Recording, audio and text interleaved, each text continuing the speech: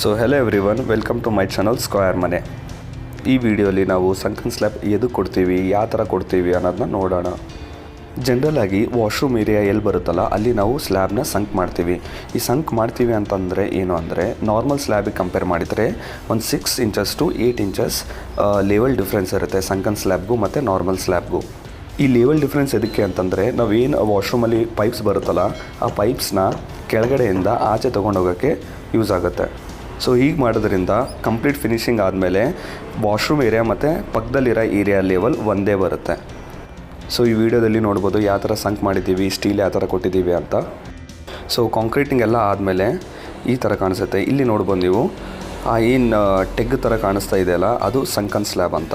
ಅಲ್ಲಿ ಸಂಕ್ ಮಾಡಿದ್ದೀವಿ. Almost 8 inch sunk ಆಗಿದೆ. ಪಕ್ಕದಲ್ಲಿರೋದು normal level. This is sunken slab. And for any construction related help, please contact the number given in description.